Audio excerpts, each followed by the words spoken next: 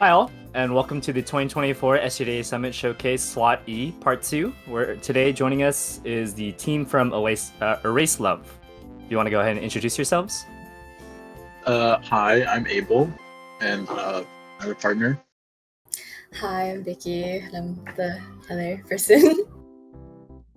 And I'm Jules. I'll be go ahead and manning the gameplay for today. And I'm Jason, the SGA president, and I'll primarily be interviewing this for this section of this in-game showcase for Erase Love. In that case, without further ado, I think Jules will help us get into the gameplay here. Yeah, so that's the, I think, initial credits.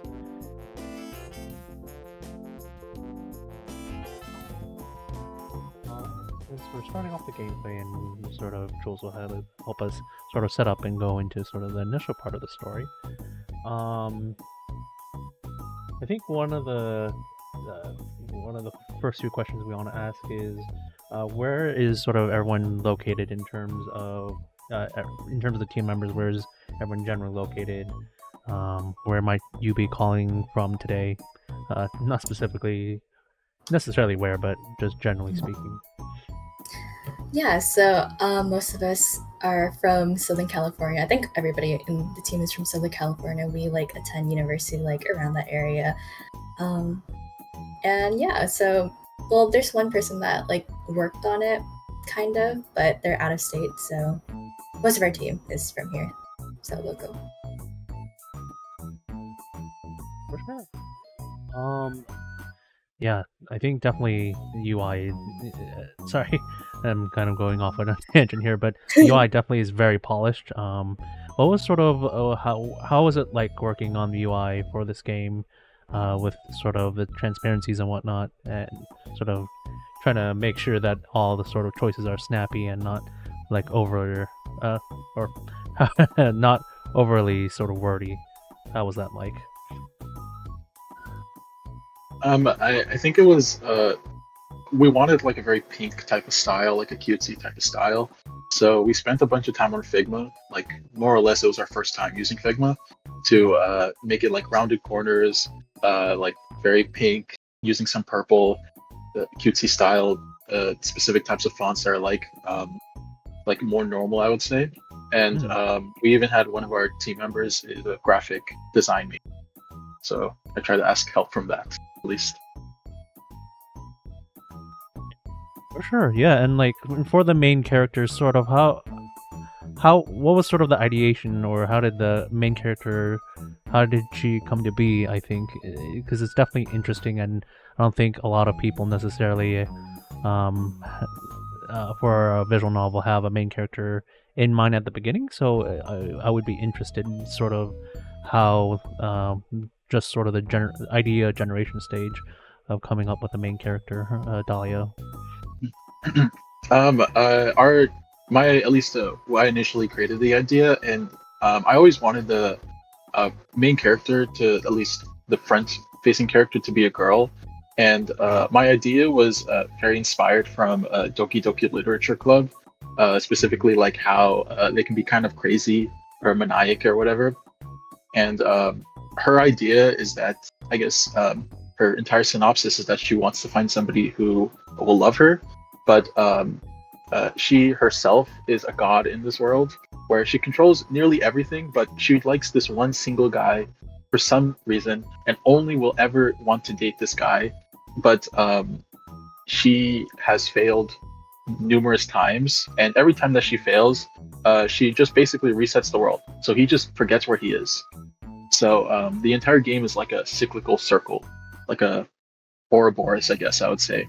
It starts from the beginning and it ends back at the same ending, I guess. At least that's one of the endings.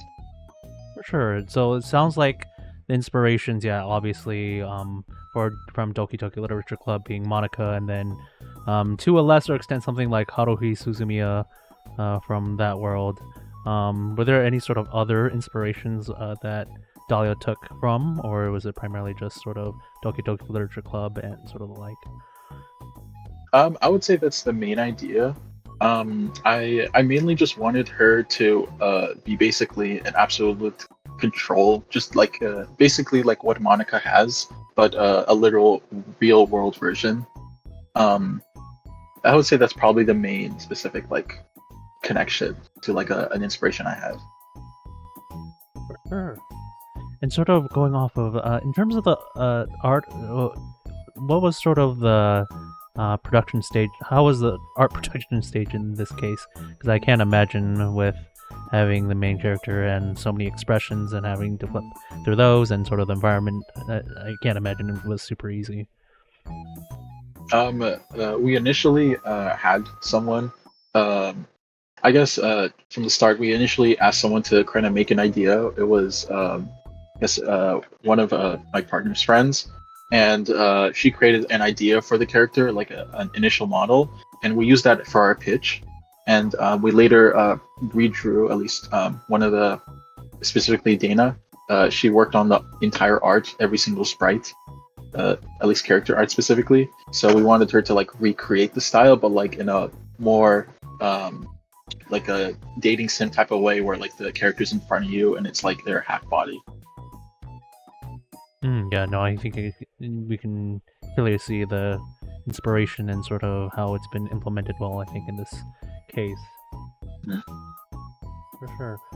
Just sort of like, I think, especially considering we're going through the development of the game, how long has this game been in development for the whole team?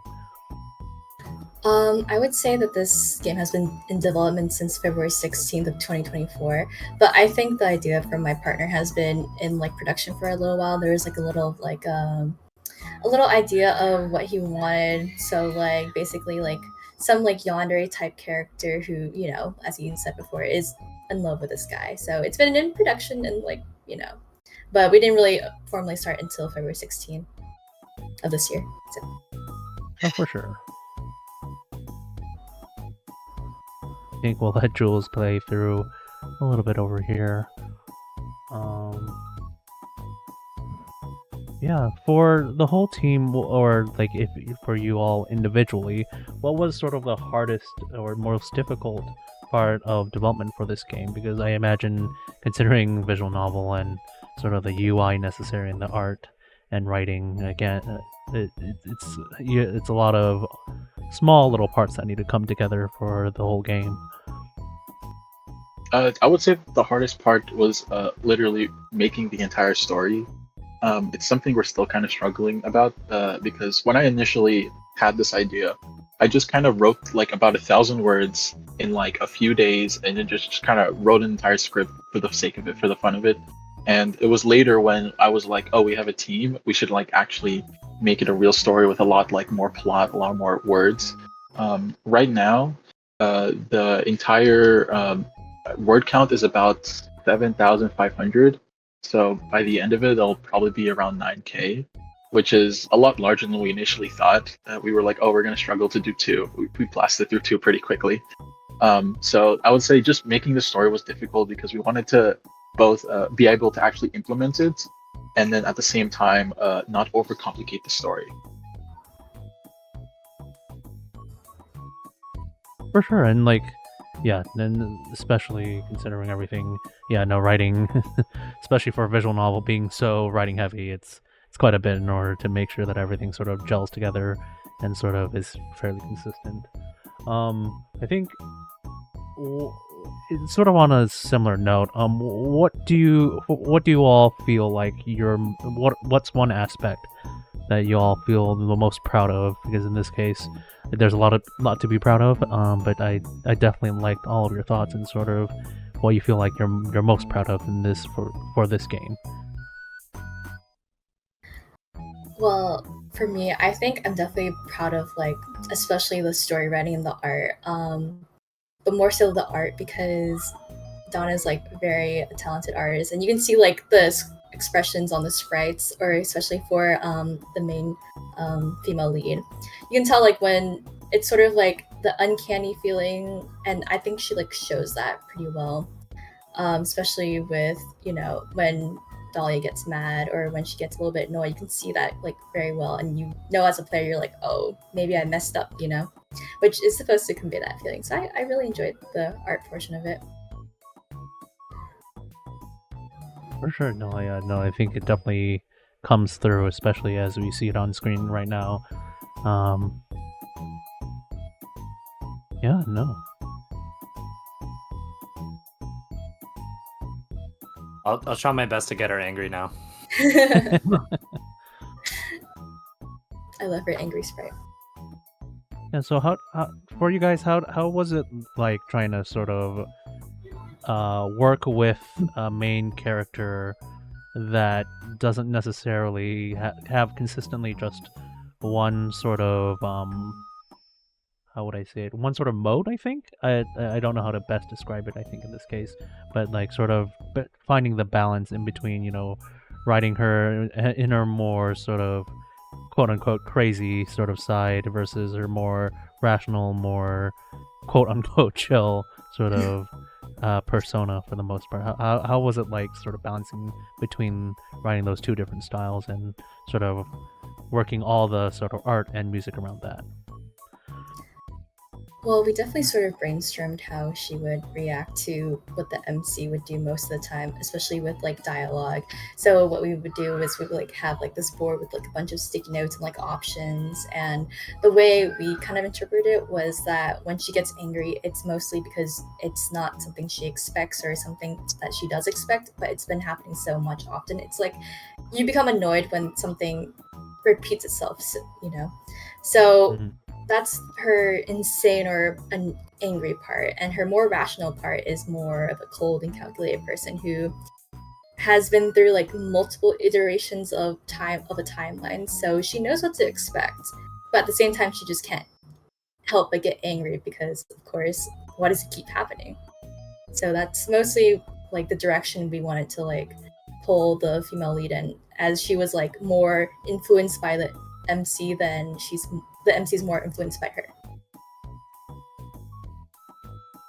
Yeah, she's very cold and calculated in how she says things, because when you've done something hundreds, thousands, millions of times, you'll know how to manipulate the person. Maybe like innately he'll never date her, but she'll know ways to like push him in like a certain way. Just make him a little like get annoyed at this, get happy at that, trying to manipulate his emotions more or less. For sure, yeah, no, it's definitely interesting to sort of see the dichotomy, especially considering sort of how the art subtly changes as with the shadows and whatnot. Yeah, no, I think it's very compelling in terms of seeing that dichotomy. That's definitely something of interest.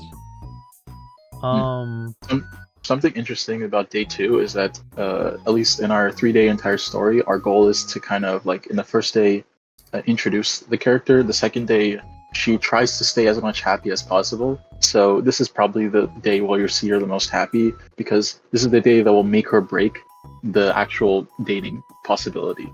Because she'll know if like this kind of failed, then more or less you're not going to date her. She's not going to date him. So she's like, by the 3rd day, she just kind of gives up at even trying to be happy. So that's when she's really crazy. For sure. And this is sort of an intrusive thought. Where are the backgrounds, I think, backgrounds sort of mainly coming from? Because I think the backgrounds, I think, are sort of edited, sort of real-life photos that have been edited slightly, but it's always interesting to sort of figure out where all these sort of quote-unquote real-life images are coming from, and sort of the development process behind that. Yeah, so there was a day where I think for backgrounds, some of them were taken from different places we went to. So there was a cafe, and down there was a street. So we just took a few pictures, and then when we got home, we like edited it to like basically blur the background a little bit, so for privacy, and then we just put like this gradient dot over it to give like this cutesy feel, sort of like a sort of poppy or like electric. So there's more to look at besides just like blurred images. Yeah, no, for sure. And I think for me personally, like the dots remind me of sort of like a manga screen effect, or I forget what exactly the name is, but it definitely gives sort of a more manga type of feel when sort of in contrast with Dalia herself. So yeah, that's definitely very, very interesting. Yeah. So yeah, I think we're coming to around we're coming to closer to the end of the sort of this segment. So I only have a few questions left for y'all, and so for this game, what are the future plans that the team feels like that they'd like to do in terms of, are you all going to continue to try to develop this game, or are you all possibly moving on to other projects that you'd like to focus on? I think at the moment we're just trying to finish this one single game because I at least believe that I could at least finish this one game because I've tried to limit the scope as much as possible since there's a lot of cool ideas we can add to the game. It's a lot more time to implement them and actually make them work for a story. So our goal is just to basically finish up day 3 because currently day 1 and 2 are in the game. Actually maybe expand day 2 a little bit. Because there are stuff we didn't actually add yet, such as a movie scene, like you going to the movie with her, and getting all the way to the end of day 3, basically with the 3 endings. Our entire story ends in 3 specific ways. She kills you, she lets you live, but like you reset, so you forget what's happening, or she like physically destroys you, and she just forever lives alone. So like. The killing is like a more or less like I hate you, but like I want you to kind of live, so I'll just kind of like stab you, and then you'll stay there on the floor, and then I'll come back and be like, oh no, how are you? What happened? And the last way is like I hate you, I hate this world, I give up. I want to live in solitude forever. You've wasted my life for like millions of years, and I don't care anymore. And she like kills him like in the more or less like a demigod type of way. Yeah, no, that's definitely an interesting way to go about it. Yeah, because I think not even I don't think even Toki Toki Literature Club, even necessarily went to that extent. But yeah, definitely diving into sort of not. So yeah, I think if I'm remembering or not remembering, if I'm hearing this correctly, it sounds like there's not really necessarily a good ending per se. If I have that correct. We were thinking about adding a happier ending because we were worried that the happier ending would just be her manipulating him so much where it just becomes like a really bad type of relationship where it's like we were thinking of like a happy one, but it was we would have to maybe expand the story a little more, so it's like you never notice all the weird stuff happening about the world. So it's like everything just so happens to be like perfect. Like you pick every perfect decision, and then you lead to like a perfect happy life. Like you get nice food, you get a nice place. Like you're wanting to do this, you're wanting to do that, and it's like then maybe a happy one. But more or less, she's kind of like just manipulating him in a certain way, so then she could be happy, but it never really works perfectly. For sure. Yeah. Jules, did you have any sort of questions that you feel like you might have, considering everything? I think for the most part, you kind of like reached all the questions that I had. But yes. No, yeah. Jules is very engrossed in trying to make sure that we're taking in all the choices properly. Yeah. Yep. Okay. Yeah. You're almost at the end of day 2. Oh, so I think we'll sort of wait until day 2. Yeah. So in terms of like the different days, how have you all? How has like sort of splitting the content over different days? How has the how has it been in terms of that sort of process? Because I can't imagine it's super easy to try to figure out what works on best on which days. We wanted it to be like a it kind of, if you've never met someone, it has to be a little gradual. But she herself is not trying to be gradual. She's just trying to push it through every time. So it's like the first day, she's not very pushy. Maybe you noticed she was just kind of like, "Hi, how you been? Oh my God, it's such a coincidence we see you." And here she's like, "Let's go to a cafe. Let's go to the amusement park. Let's visit here." She's like trying to like get him closer really fast. And then the final day is basically like, did that second day actually work, or did it more or less fail? Yeah, Um, just sort of like going through the motions just so that she can get sort of like how someone who would be playing a visual novel would sometimes just try to skip to the good part by going through all the dialogue options. She's sort of flipped, at least from what I can see, where she's like, oh, she's the one who's driving it forward, and you're kind of just stuck observing and being sort of a product of what's happening. For sure. Since we're getting close to the time, end of the time that we currently have for the Student Game Showcase, did any of you have any sort of people that you'd like to shout out?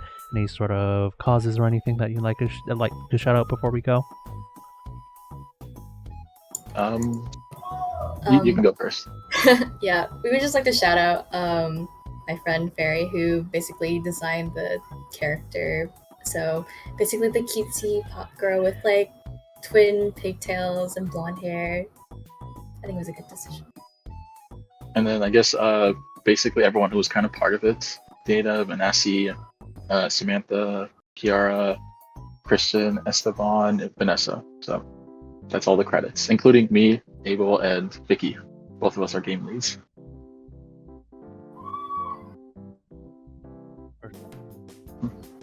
Right, and I think that's our time for Erase Love. I'd like to thank our student developers again for helping to present Erase Love today. And I'd like to thank Jules as well for helping us play through the game.